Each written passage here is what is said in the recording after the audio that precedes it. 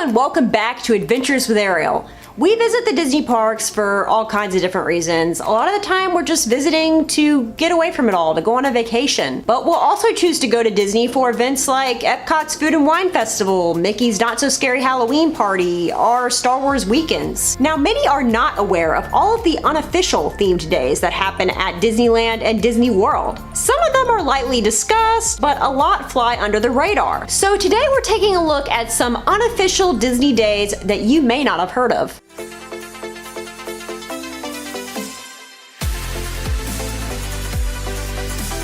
For those of you new to the channel, I put out theme park related videos every single week. I give theme park reviews, I give tips and tricks for visiting the parks, and I give theme park history. So if that all sounds good to you, then I encourage you to hit that subscribe button down below. Alright, on with the video. Let's start this off by rewinding all the way back to the year 1970 when an unofficial day, known as Yippie Day, happened in Disneyland. Yippies were members of the Youth International Party, a radical branch of the anti-Vietnam War movement. 300 Yippies invaded Disneyland to, in their words, help liberate Minnie Mouse and hold a women's liberation party to free Tinkerbell. They were also protesting the park's then unwritten policy against letting long-haired people inside. The group did cause some trouble during their time in the parks. They climbed on displays, smoked pot, and raised the Viet Cong flag on Tom Sawyer Island. Guests naturally became frustrated, and police came into the park to control the chaos. Disneyland shut down 5 hours early that day. So it's safe to say that Yippie Day was a disaster, but since then, most unofficial Disney days have gone off without a hitch. This includes Gay Days, celebrated at both Disney World and Disneyland. It's one of the oldest unofficial Disney events and is still going strong. In 1991, Orlando native Doug Swallow gathered all of his gay friends to visit Disney World for the day. He then opened the invitation to anyone in the gay community, and his only rule for the event was to wear red and be seen. Well, word got out about this, and as a result, 3,700 gays and lesbians showed up that day. Today, Gay Days last an entire week at both Disney World and Disneyland. Over 10,000 people attend annually, and yes, they're still wearing red. Like Gay Days, Dapper Day is also a very popular unofficial Disney day. Back in 1955, guests dressed in their Sunday best when visiting Disneyland. Men wore suits, women wore skirts, and kids wore dress shoes. In 2011, designer Justin Jorgensen created Dapper Day, a day for guests to come to Disneyland in their mid-20th century semi-formal attire.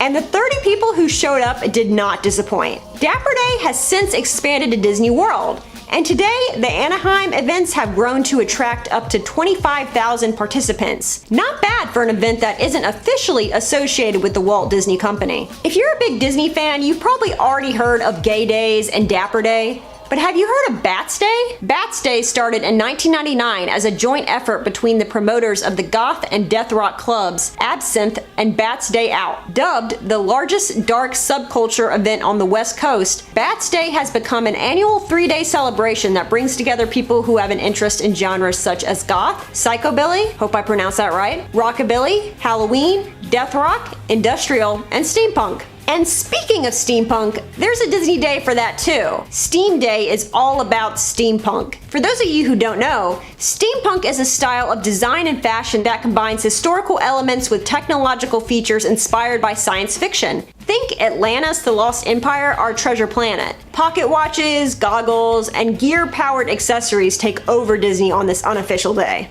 Are you into ska music? Ska fans from all over the world meet at Disneyland every September to listen to ska music and hit the dance floor at Fantasy Fair. This day is referred to as It's a Ska World After All. September is also a time for Tiki Day. Hawaiian shirts, florals, and retro prints are the norm, and Tiki lovers gather near rides that fit the Tiki motif, like Jungle Cruise, Rivers of America, and of course, the Enchanted Tiki Room. It's often at full capacity for all of Tiki Day. Fast forward to December, and there's a day for ravers. You know, those people who party at raves and love all things neon. Ravers take over Toontown, Fantasyland, and Tomorrowland. Once the sun sets, the group moves over to the Mad Hatter Tea Party in Disney's California Adventure, where DJs and dance troupes keep the party going all night.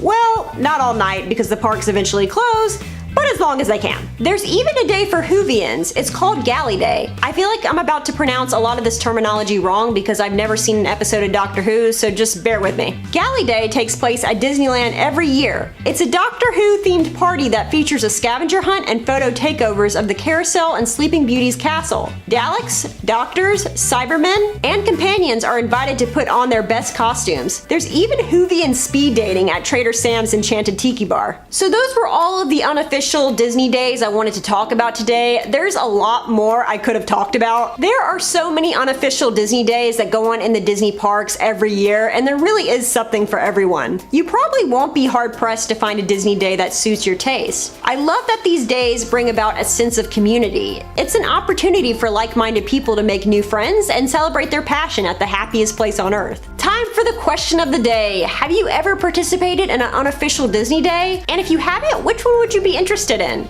I would totally be down to do Dapper Day. I love the idea of celebrating Disney's early years through vintage fashion. If you enjoyed today's video, I encourage you to give it a big thumbs up and of course to hit that subscribe button down below. Also, I'm having a giveaway. If you want to find out how to win some adorable mini ears, Disney pins, and Winnie the Pooh pop-up art, click the link that will pop up at the end of this video. It will take you straight to another video that will explain everything.